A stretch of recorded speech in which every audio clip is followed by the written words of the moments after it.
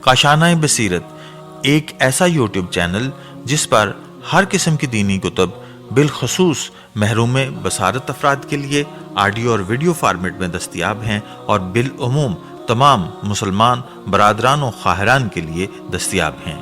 اس لیے آپ سے گزارش ہے کہ بیل آئیکن کو پریس کر کے ہمارے اس چینل کو ضرور سبسکرائب کیجیے تاکہ آئندہ آنے والی ہر کتاب آپ کو بر وقت ملتی رہے۔ کاشانۂ بصیرت، کاشانۂ بصیرت، کاشانۂ بصیرت، کاشانۂ بصیرت۔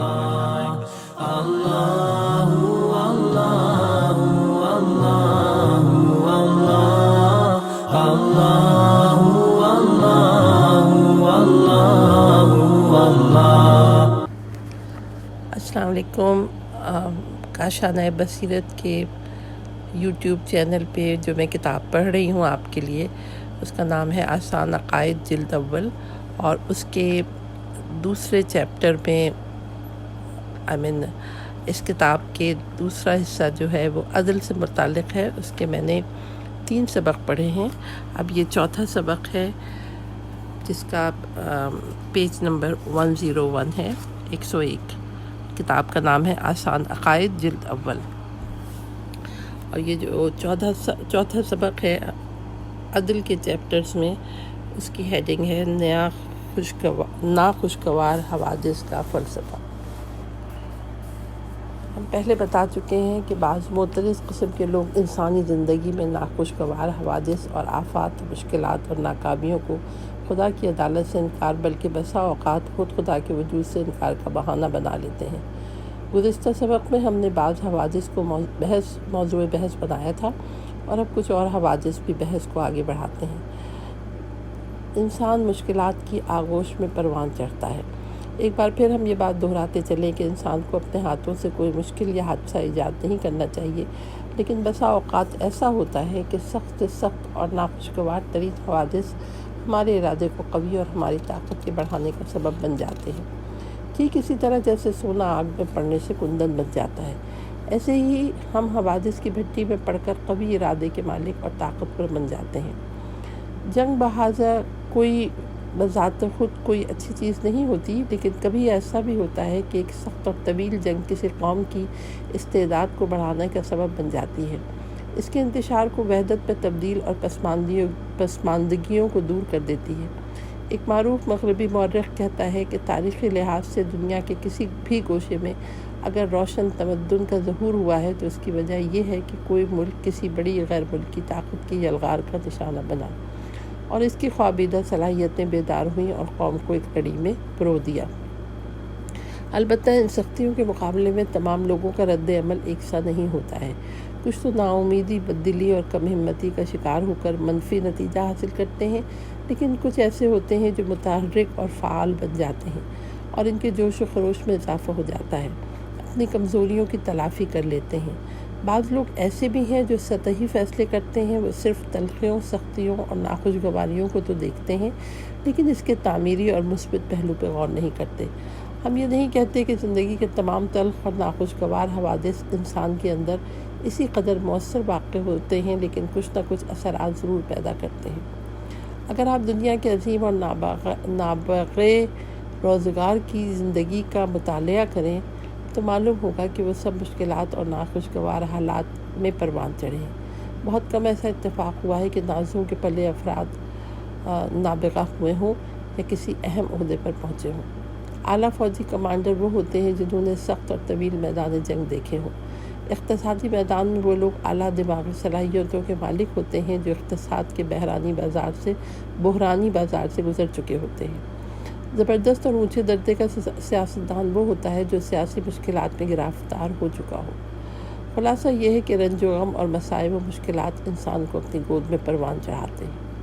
خداوند عالم ارشاد فرماتا ہے وَعَسَىٰ أَن تَكْرَهُوا شَيْئًا وَيَجْعَلَ اللَّهُ فِيهِ خَيْرًا كَثِيرًا۔ بسا اوقات تم کسی چیز کو ناپسند کرتے ہو، لیکن خداوند عالم اس میں بہت بھلائی قرار دے دیتا ہے۔ سورہ نساء کی آیت نمبر 19۔ مشکلات خدا کی طرف متوجہ کرتی ہیں۔ ہماری زندگی کا ایک ایک لمحہ اور بدن کا ایک ایک عضو کوئی نہ کوئی مقصد رکھتا ہے۔ آنکھ کا اپنا کام ہے، کان کا اپنا، اسی طرح دل، دماغ اور دوسرے اعصاب کا اپنا اپنا ہدف ہوتا ہے۔ حتیٰ کہ انگلی کے پوروں بلکہ لکیروں کا بھی ایک خاص مقصد اور فلسفہ ہے۔ جب بدن کے ایک ایک جز کا ایک خاص ہدف اور مقصد ہوتا ہے تو یہ کس طرح ہو سکتا ہے کہ ہمارا پورا جسم ہدف، مقصد اور فلسفے سے خالی ہو؟ اور یہ ہدف تمام میدانوں میں انسان کے درجہ کمال تک پہنچنے کے علاوہ اور کوئی نہیں ہو سکتا۔ اور ظاہر ہے کہ انسان اس درجے تک اس وقت تک ہی پہنچ سکتا ہے جب تک صحیح تعلیم و تربیت اس کے رگ و ریشے میں سرایت نہ کر جائے۔ یہی وجہ ہے کہ خداوند عالم نے انسان کی صحیح تعلیم و تربیت کے لیے توحید کی پاک فطرت کے علاوہ عظیم الشان پیغمبروں کو آسمانی کتابیں دے کر بھیجا ہے تاکہ انسان کی راہ راست کی طرف رہنمائی کریں۔ ضمنی طور پہ یہ بھی بتاتے چلیں کہ اس مقصد کی تکمیل کے لیے کبھی کبھی گناہوں اور لغزشوں کا رد عمل بھی انسان پہ ظاہر ہونا چاہیے۔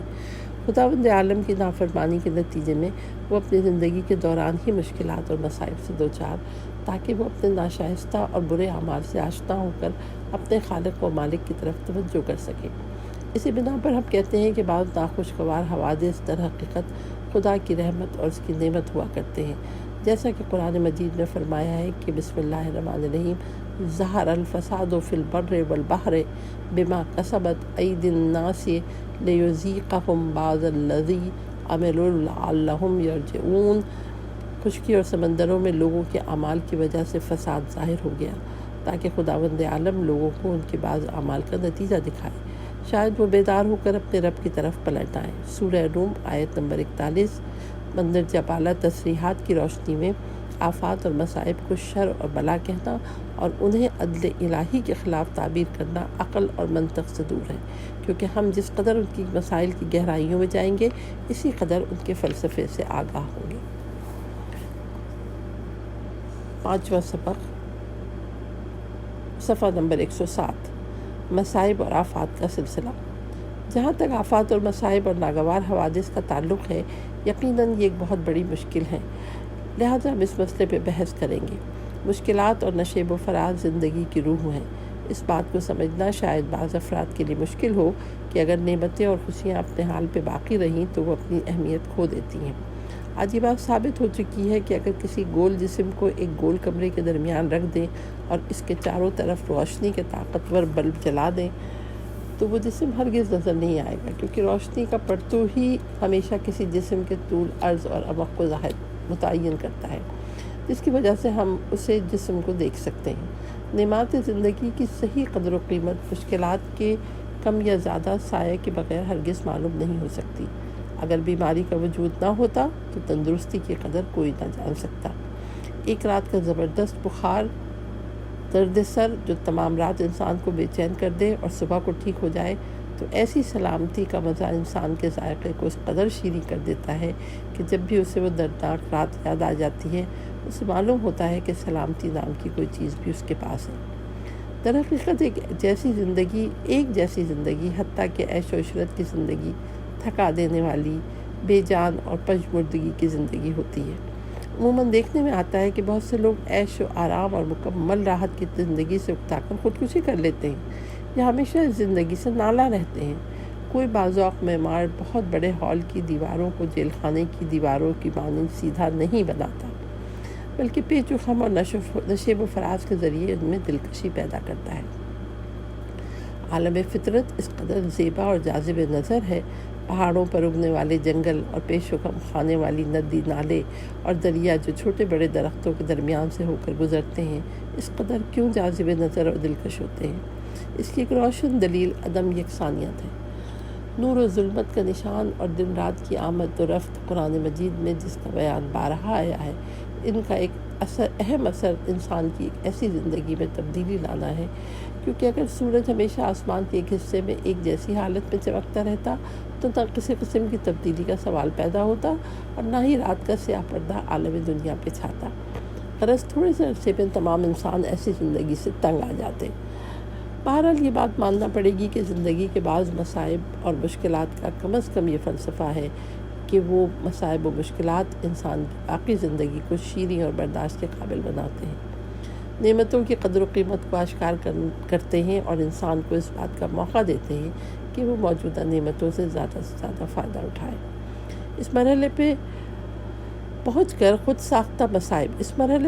کر ایک نقطے کی وضاحت ضروری معلوم ہوتی ہے، اور وہ یہ کہ بہت سے لوگ ناگوار مصائب اور جانکا حوادث کے اسباب کا اندازہ لگاتے وقت ایک زبردست غلطی کا شکار ہو جاتے ہیں۔ جو مظالم ستمکار لوگوں کے ذریعے دوسرے افراد بٹھائے جاتے ہیں اسے خالق کائنات کی جانب منسوب کر دیتے ہیں، اور انسانی کاموں کی بدنظمی کو خداوند عالم کے کاموں پر محمول کر دیتے ہیں۔ مثلاً کبھی وہ اعتراض کرتے ہیں کہ نزلہ بر عضو ضعیف آخر کیوں؟ زلزلے شہروں میں کم اور دیہاتوں میں زیادہ نقصان پہنچاتے ہیں، آخر کس لیے؟ یہ کیسی عدالت ہے کہ کچی آبادی کے مکینوں کی جانیں ضائع ہوتی ہیں؟ اگر مصیبتیں نازل ہونی ہیں سب پر ایک جیسی کیوں نہیں نازل ہوتی؟ کسی پر کم کسی پر زیادہ، یہ انصاف کیسا ہے؟ ہمیشہ دردناک حوادث کی تیز دھار کا رخ غریبوں ہی کی طرف کیوں ہوتا ہے؟ غریب لوگ کیوں ہی عموماً بیماریوں کا شکار ہوتے ہیں؟ انہیں یہ معلوم نہیں کہ یہ اعتراضات میں سے کسی ایک کا بھی خدا کی ذات سے تعلق نہیں ہے، بلکہ یہ سب نتیجہ ہے ایک انسان پر دوسرے انسان کے ظلم، استعمار اور استثمار کا۔ اگر شہریوں کی طرف سے دیہاتیوں پر ظلم نہ ہو اور وہ محرومیت اور فقر و فاقہ کی زندگی گزارنے پر مجبور نہ ہو، وہ بھی شہریوں کی طرح اپنے پکے پختہ مقامات تعمیر کریں تو زلزلے میں اس قدر جانی اور مالی نقصان نہ ہو۔ لیکن جب ان کے مکانات گل گارے اور لکڑیوں سے اس طرح بنائے گئے ہوں جس میں سیمنٹ، چونے اور پکی اینٹوں کا نام و نشان تک نہ ہو، ہوا کے ایک ہی جھونکے یا زمین کی ہلکی سی حرکت سے زمین پر دھڑام سے گر پڑے، تو زلزلے کے موقع پہ ایسے مکانات سے اور کیا توقع رکھی جا سکتی ہے؟ اس کا خدا کے کاموں سے کیا تعلق ہے؟ ہمیں خدا پر اس شاعر کی طرح تنقید نہیں کرنا چاہیے کہ ایک گروہ کو تو نے ہزاروں نعمتیں دی ہیں جبکہ دوسرے گروہ کی ذلت کی زندگی، ایک کو محل دوسرے کو جھوپڑی، یہ کہاں کا انصاف ہے؟ ایسی تنقیدوں کا نشانہ سماج کے غلط اور غیر موزوں نظام کو بنانا چاہیے۔ اجتماع کی بے انصافیوں اور سماج کے غلط نظام کے خلاف اٹھ کھڑا ہونا چاہیے۔ محرومیوں اور غربت کے خلاف علم جہاد بلند کرنا چاہیے۔ غریب اور مستضعف عوام کے حقوق مستکبرین سے واپس لینا چاہیے۔ اگر ایسا ہو جائے تو اس قدر نقصانات بھی معرض وجود میں نہ آئیں۔ اگر معاشرے کے تمام افراد کو صحیح غذا ملے، کافی طبی سہولتوں سے بہرہ مند ہو تو بہت سی بیماریوں کا مقابلہ بھی کر سکتے ہیں۔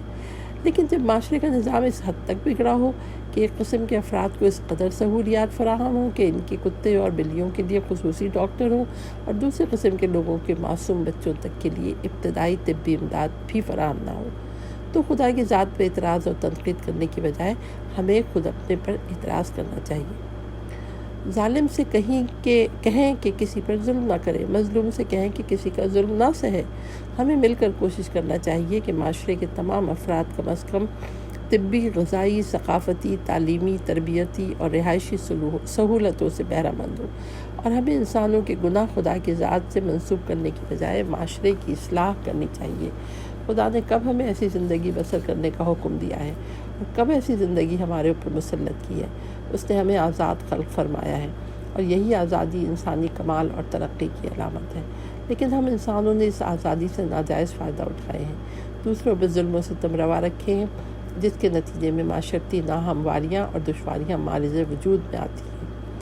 بڑے افسوس سے کہنا پڑتا ہے کہ بہت سے لوگ اس غلط فہمی میں مبتلا ہیں، یہاں تک کہ اس کے نمونے مشہور شعراء کے اشعار میں بھی ملتے ہیں، لیکن قرآن مجید نے ایک مختصر سے جملے میں نہایت ہی مفید اور پرمعنی مطالب بیان کیے ہیں۔ فرماتا ہے، ان اللہ لا یظلم الناس شیئا ولکن الناس انفسهم یظلمون۔ خداوند عالم کسی پر تھوڑا سا ظلم بھی نہیں کرتا ہے، بلکہ لوگ خود ہی اپنے اوپر ظلم و ستم روا رکھتے ہیں۔ سورہ یونس آیت نمبر 44۔ چھٹا سبق، پیج نمبر 114۔ یہ آسان عقائد کتاب جو جلد اول میں پڑھ رہی ہوں، اس میں عدل کے عنوان سے جو اسباق ہیں اس کا یہ چھٹا سبق ہے، اور اس کا صفحہ نمبر 113 ہے، اور ہیڈنگ ہے جبر اور اختیار۔ ہاں، مسائل کے جبر اور اختیار ایسے مسئلے ہیں جن کا خدا کی عدالت سے گہرا تعلق ہے۔ کیونکہ جبریوں کے عقیدے کے مطابق انسان اپنے ہر طرح کے اعمال، رفتار اور گفتار میں مکمل طور پر بے اختیار ہے۔ اس کے اعضاء کی حرکات کسی گاڑی یا کارخانے کے پرزوں کی حرکت کی مانند ہے۔ یہاں یہ سوال ہوتا ہے کہ یہ عقیدہ عدل الہی سے کیوں کر تعلق رکھتا ہے؟ شاید اسی دلیل کی بنا پر اشاعرہ کا گروپ جبر کا قائل اور عدالت کا منکر ہے، کیونکہ جبر کو قبول کر لینے سے لازماً عدالت کا انکار کرنا پڑتا ہے۔ اس بحث کی وضاحت کے لیے ہمیں مجبوراً چند موضوعات پہ مفصل گفتگو کرنی پڑے گی۔ نمبر 1، عقیدہ جبر کی بنیاد۔ ہر شخص اپنے اندر ایک احساس رکھتا ہے کہ وہ فیصلہ کرنے کے بارے میں آزاد ہے۔ مثال کے طور پر اپنے دوست کی فلاں مادی امداد کرے یا نہیں، یا جب کہ پانی بھی اس کے پاس ہو اور وہ پیاسا بھی ہو، یہ فیصلہ کرنے میں آزاد ہے کہ پانی پیے یا نہیں، یا فلاں شخص نے اس کے ساتھ زیادتی ہے اسے بخش دے یا نہیں، یا یہ کہ ہر شخص اپنے ہاتھوں کے درمیان کے جن میں سے ایک بیماری کی وجہ سے لرزتا ہے اور دوسرا صحیح و سالم ہے اور ارادے اور اختیار کے ساتھ حرکت کرتا ہے، فرق جانتا ہے۔ باوجود یہ کہ ارادے کی آزادی انسان کا ایک عمومی احساس ہے، تو پھر ایک گروہ جبر کا کیوں قائل ہو گیا؟ اگرچہ اس کے بہت سے دلائل ہیں، لیکن ہم ایک اہم ترین دلیل کا یہاں ذکر کرتے ہیں، اور وہ یہ ہے کہ انسان سمجھتا ہے کہ ماحول کا اثر انسانی معاشرے میں بڑی حد تک مؤثر ہے۔ اس کے ساتھ ساتھ تربیت بھی ایک مؤثر عامل ہے۔ افواہیں، پروپیگنڈا، اجتماعی ثقافت بھی بلا شبہ انسان کے فکر اور روح میں کافی حد تک مؤثر ہے۔ بسا اوقات اقتصادی صورتحال بھی مؤثر ہو سکتی ہے، واقع ہو سکتی ہے۔ بسا اوقات اقتصادی صورتحال بھی مؤثر واقع ہو سکتی ہے، ساتھ ہی وراثت بھی بہت ہی مؤثر ثابت ہوتی ہے۔ جب یہ تمام امور مل جائیں تو اس بات کا سبب بن جاتے ہیں کہ انسان خیال کرنے لگتا ہے کہ وہ از خود کسی قسم کا اختیار نہیں رکھتا، بلکہ انسان کے اندرونی اور بیرونی اسباب اکٹھا ہو کر اس بات کا سبب بن جاتے ہیں کہ ہم مختلف قسم کے فیصلے کر لیتے ہیں، اور اگر یہ عوامل نہ ہوتے تو ممکن ہے ہم اس قسم کے فیصلے نہ کر پاتے۔ یہ ایسے امور ہیں جنہیں ہم ماحول کا جبر، اسباب کا جبر، تعلیم و تربیت کا جبر اور وراثت کے جبر کے نام سے یاد کر سکتے ہیں۔ نمبر 2، جبریوں کی غلط فہمی۔ جو لوگ اس طرح کی فکر کرتے ہیں کہ در حقیقت وہ ایک بنیادی نقطے سے غافل ہیں، اور وہ یہ کہ بحث اسباب اور علت ناقصہ کے بارے میں بلکہ علت نامے کے بارے میں ہے۔ بالفاظ دیگر کوئی شخص ماحول، ثقافت اور اقتصادی عوامل کا منکر نہیں۔ یقیناً یہ چیزیں انسان کے افکار و اعمال میں مؤثر ہیں، لیکن اصل بحث اس بارے میں ہے کہ ان تمام اسباب اور عوامل کے باوجود آخری فیصلہ کس کے ہاتھ میں ہے؟ ظاہر ہے کہ ہمارے ہاتھ میں ہے، کیونکہ یہ بات واضح ہے کہ گزشتہ مخرب اخلاقی پہلو کے طاغوتی نظام حکومت میں کوئی شخص مجبور نہ تھا، لیکن راہ راست سے بھٹک جائے۔ جب اس زمانے میں ہر طرح کے اخلاقی جرائم کے لیے راہ ہموار تھی، اس دور میں انسان بااختیار تھا کہ رشوت نہ لے، فحاشی کے مراکز میں نہ جائے، مذہبی حدود و قیود سے آگے قدم نہ بڑھائے۔ بنابراین ان اسباب کو علت تامہ نہیں سمجھنا چاہیے، یا دوسرے لفظوں میں راستے کی ہمواری کو اصل سبب نہیں جاننا چاہیے۔ اسی دلیل کی بنا پر بہت سے ایسے لوگ ہیں جو نہایت ہی پست اور گندگی سے آلودہ ماحول میں پلے بڑھے ہیں، یا غیر مناسب میراث کے وارث ہوئے، لیکن انہوں نے اپنی راہ کا انتخاب کیا اور ماحول سے جدا ہو گئے، بلکہ کبھی کبھی تو اسی ماحول کے خلاف بھرپور آواز بلند کی، حتیٰ کہ انقلاب برپا کیا۔ اور اگر بنیاد یہ ہو کہ انسان ماحول، ثقافت اور پروپیگنڈا وغیرہ کے تابع ہوتا ہے، تو دنیا میں کوئی بھی بنیادی انقلاب برپا نہ ہوتا۔ سب کو معاشرے کے رنگ میں رنگ جانا چاہیے تھا، اور وہ نیا معاشرہ تشکیل نہ دے پاتے۔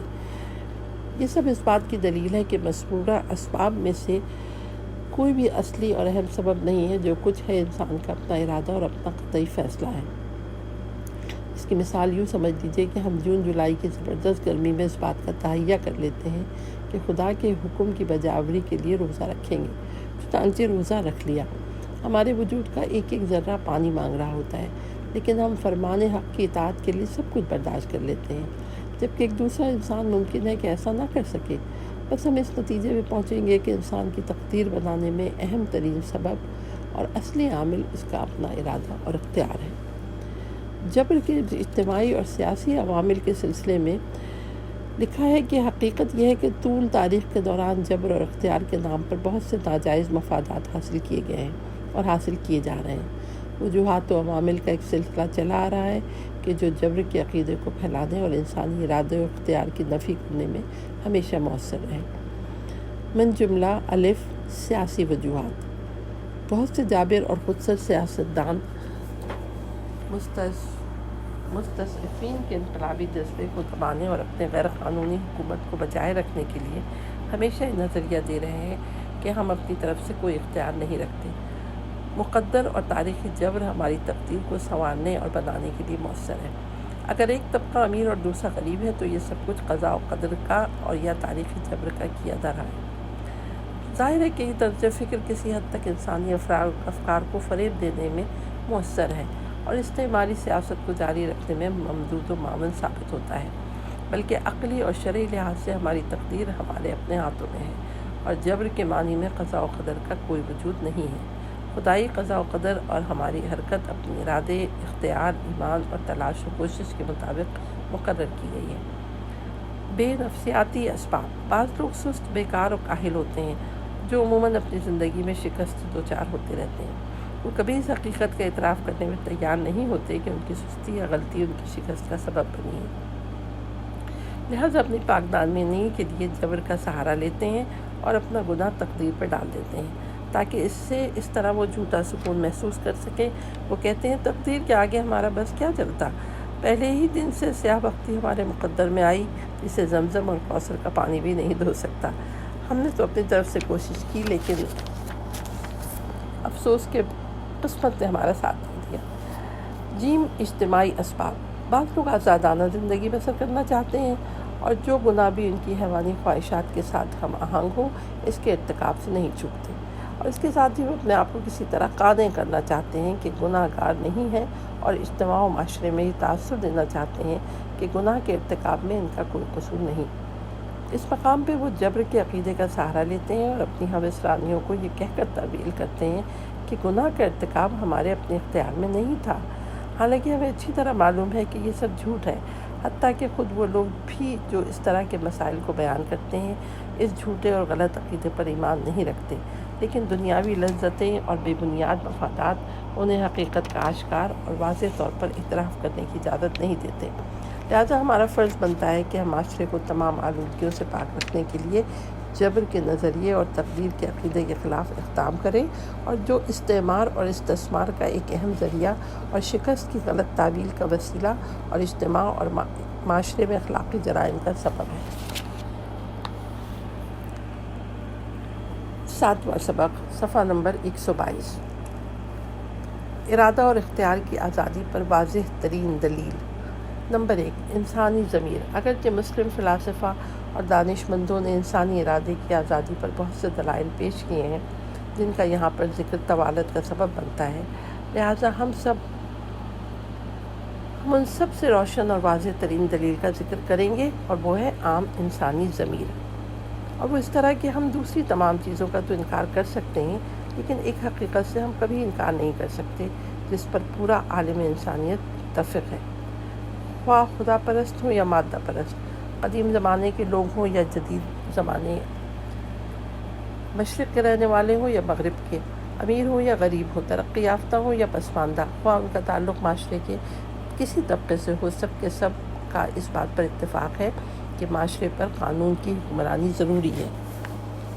قانون پر عمل درآمد ہر فرد کا فرض ہے اور وہ اس کے سامنے جواب دہ ہے، اور قانون کی خلاف ورزی کرنے والوں کو سزا ملنی چاہیے۔ غرض قانون کی حکمرانی، قانون کے مقابل افراد کی ذمہ داری اور خلاف ورزی کرنے والوں کو سزا ایسے مسائل ہیں جن پر تمام عقلائے عالم کا اتفاق ہے۔ صرف وحشی قومیں ان مسائل کو تسلیم نہیں کرتی ہیں۔ یہ مسئلہ جسے ہم کائنات کے انسانی ضمیر کے نام سے تعبیر کرتے ہیں، انسانی ارادے کی آزادی اور انسان کے صاحب اختیار ہونے کی واضح ترین دلیل ہے۔ یہ کیسے باور کر لیا جائے کہ ایک طرف تو انسان مکمل طور پر اپنے تمام ارادے اور اعمال میں مجبور ہو اور دوسری طرف وہ قانون کے سامنے جواب دہ بھی ہو، اور خلاف ورزی کی صورت میں اس پر مقدمہ چلایا جائے، اس سے پوچھ گچھ کی جائے اور کہا جائے تو نے یہ کیوں کیا اور وہ کیوں نہیں کیا، اور جرم ثابت ہونے کی سزا میں اسے سزائے قید یا سزائے موت دی جائے۔ یہ تو بالکل ایسی ہی طرح ہوگا جیسے ہم ایک ایسے پتھر پہ مقدمہ چلائیں اور اس کی سزا تجویز کریں جس کے پہاڑ سے گرنے کی بنا پر راستے سے گزرنے والا مسافر ہلاک ہو گیا تھا۔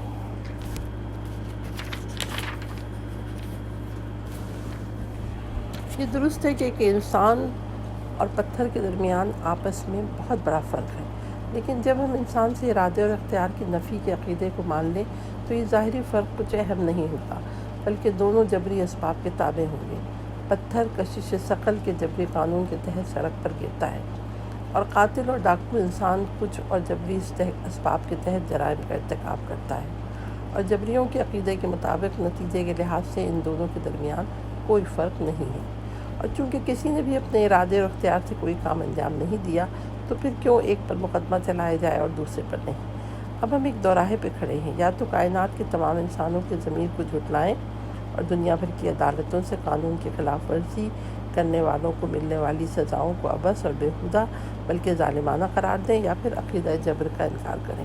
یقیناً ہمیں دوسرے نظریے کو اپنانا پڑے گا، اور پھر مزے کی بات تو یہ ہے کہ جو نظریاتی اور فلسفی نقطہ نظر سے عقیدہ جبر پر استدلال کے لیے ایڑی چوٹی کا زور لگا دیتے ہیں، جب وہ زندگی کے مختلف مراحل میں داخل ہوتے ہیں تو عملی طور پر آزادی راہ کے علمبردار نظر آتے ہیں، کیونکہ جب کوئی ان کے حقوق چھیننا چاہتا ہے یا انہیں کسی قسم کی تکلیف پہنچانا چاہتا ہے تو وہ فوراً چیخ اٹھتے ہیں اور اسے سرزنش کرتے ہیں اور اسے سزا دلانے کے لیے عدالتوں کا دروازہ کھٹکھٹاتے ہیں۔ جب تک اپنے حریف کو سزا نہ دلوا دیں آرام سے نہیں بیٹھتے۔ اب ہم یہاں معلوم کرنا چاہتے ہیں کہ جب انسان از خود کوئی اختیار نہیں رکھتا ہے اور وہ بے ارادہ اور بے اختیار ہے تو پھر یہ چیخ و پکار، شکوہ، شکایت اور عدالتوں کے چکر کیسے؟ بہرحال عقلاء عالم کے عمومی ضمیر کا فیصلہ اس حقیقت کی منہ بولتی تصویر ہے کہ تمام انسان ارادے کی آزادی کو تہہ دل سے مانتے اور تسلیم کرتے ہیں، ہمیشہ اس عقیدے پہ قائم ہے، حتیٰ کہ اس کے بغیر ایک دن بھی زندہ نہیں رہ سکتے، اور دنیا کی انفرادی اور اجتماعی زندگی اس عقیدے کے بغیر ایک پل بھی نہیں چل سکتی۔ عظیم اسلامی فلسفی خواجہ نصیر الدین طوسی نے جبر و اختیار کی بحث میں ایک مختصر لیکن زبردست اہمیت کا جملہ کہا ہے۔ فرماتے ہیں، ہمارا ضروری ادراک اور ضمیر اس بات کا فیصلہ کرتے ہیں کہ ہمارے تمام افعال ہماری طرف منسوب ہیں۔ نمبر 2، جبر کا مذہب سے تضاد۔ جو کچھ اوپر بتایا جا چکا ہے وہ عقلاء جہان کا عمومی نظریہ ہے، خواہ وہ مذہب کے پیروکار ہیں یا کلی طور پر مذہب کے منکر۔ لیکن مذہبی نقطہ نظر سے ہمارے پاس عقیدہ جبر کے باطل ہونے پر قاطع دلیل موجود ہے، کیونکہ مذہبی عقائد جبر کے عقیدے کے ساتھ کبھی بھی میل نہیں کھاتے۔ اگر کوئی مذہب اس نظریے کو اپناتا ہے تو دوسرے تمام مذہبی عقائد مخدوش ہوتے ہیں۔ جیسا کہ ہم ابھی بتا چکے ہیں کہ جبر کا تعلق عدالت کے خلاف ہے تو عدل الہی کے بھی یقیناً خلاف ہے، کیونکہ یہ کیسے ممکن ہے کہ خداوند عالم کسی کو گناہ کے ارتکاب پہ مجبور کرے اور پھر اس ارتکاب کے جرم میں اسے سزا بھی دے؟ تو یہ نظریہ منطقی لحاظ سے کسی معقول انسان کے لیے قابل قبول نہیں ہے۔ ہاں، اگر جبر کا نظریہ اپنا لیا جائے تو ثواب، عقاب، جزا، سزا، دوزخ اور بہشت کے جیسے عقائد بے معنی ہو کر رہ جائیں گے۔ اسی طرح نامہ اعمال، سوال و جواب اور حساب و کتاب، قرآن مجید میں مذکور بدکاروں کی مذمت، نیکوکاروں کی مدح و ستائش وغیرہ جیسے مفاہیم کا خاتمہ سمجھا جائے گا، کیونکہ نہ نیک کام کرنے والوں نے از خود کوئی اچھا کام کیا ہے اور نہ ہی برا کام کرنے والوں نے۔ ان سب سے ہٹ کر مذہب کی سب سے پہلی بنیاد اور بنیادی چیز فریضہ اور ذمہ داری ہے۔ لیکن جو شخص اپنے ارادے اور اختیار سے کوئی کام نہیں کر سکتا، اس پر فرض کی ادائیگی کیسی اور ادا کرنے یا نہ کرنے کا کیا سوال؟ آیا جس شخص کا ہاتھ کانپتا ہو اسے کہا جا سکتا ہے کہ ایسا مت کرو، یا جو شخص گڑھے میں گر رہا ہو اسے کہا جا سکتا ہے کہ رک جاؤ؟ اسی بنا پر حضرت امیر المومنین علیہ السلام نے ایک مشہور و معروف روایت میں جبر کے عقیدے کو بت پرستوں اور شیطانی گروہ کا عقیدہ بتایا ہے۔ فرماتے ہیں، تلک مقالۃ اخوان عبدۃ الاوثان و خصماء الرحمن و حزب الشیطان۔ یہ مقولہ بت پرستوں کے بھائیوں، اللہ کے دشمن اور شیطانی ٹولوں کا ہے۔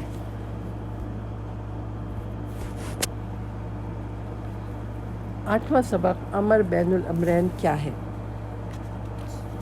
نمبر 1، جبر کے مقابلے میں تفویض۔ اس کا صفحہ نمبر 129 ہے۔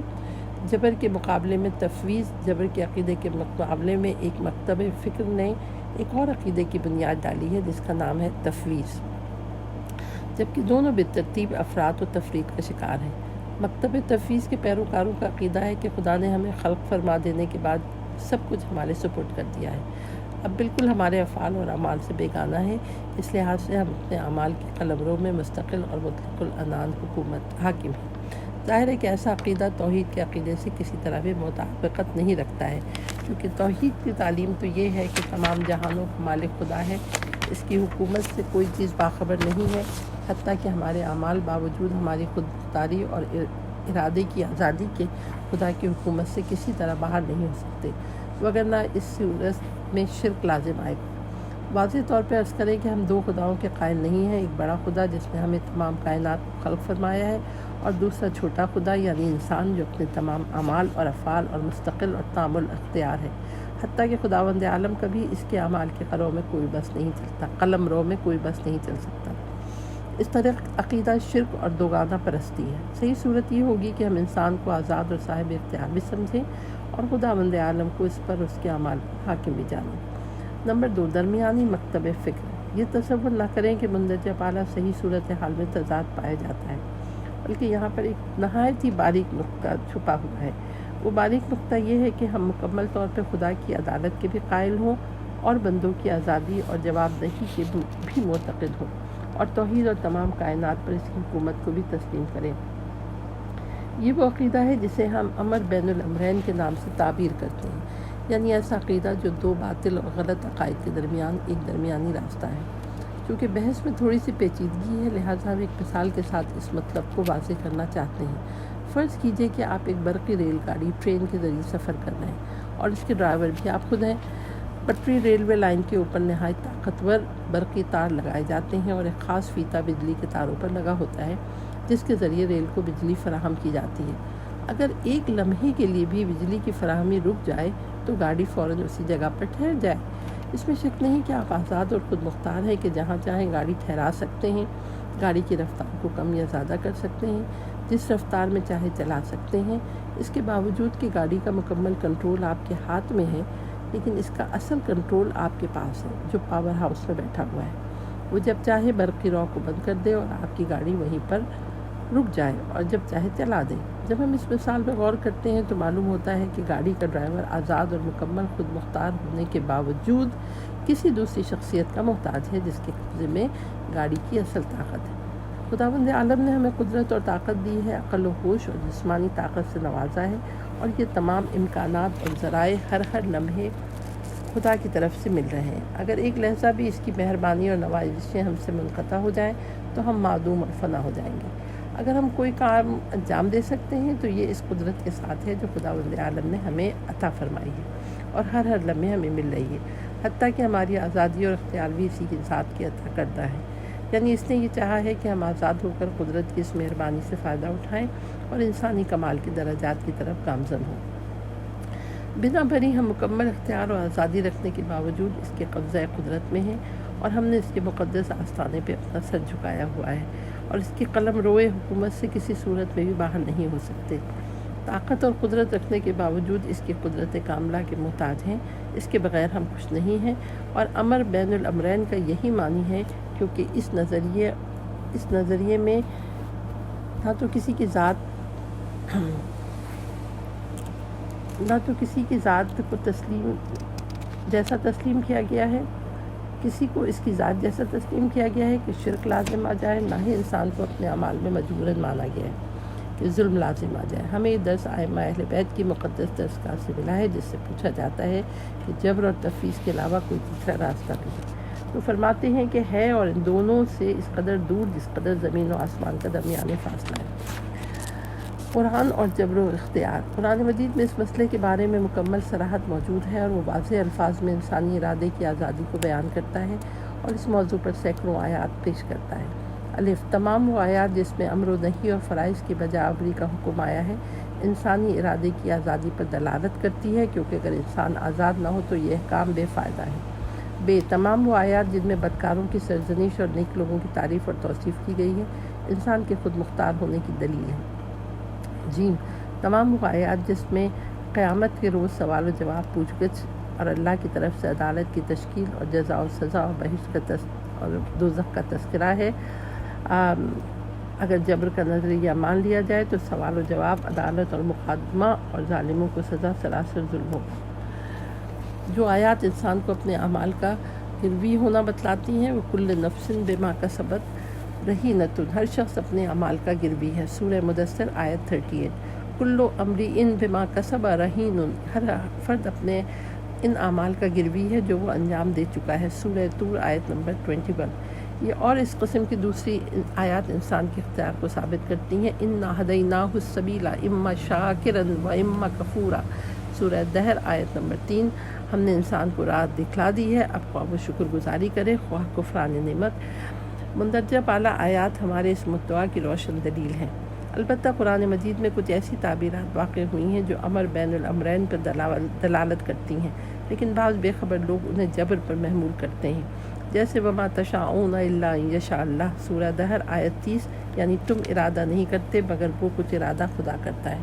تو ظاہر ہے کہ یہ اور اس طرح کی دوسری آیات انسان سے ارادہ سلب کرنے میں دلالت نہیں کرتی ہیں، بلکہ اس حقیقت کو ثابت کرتی ہیں کہ تم تمام اختیارات رکھنے کے باوجود خدا کی قدرت کے قبضے میں ہو، جس کی وضاحت پہلے کی جا چکی ہے۔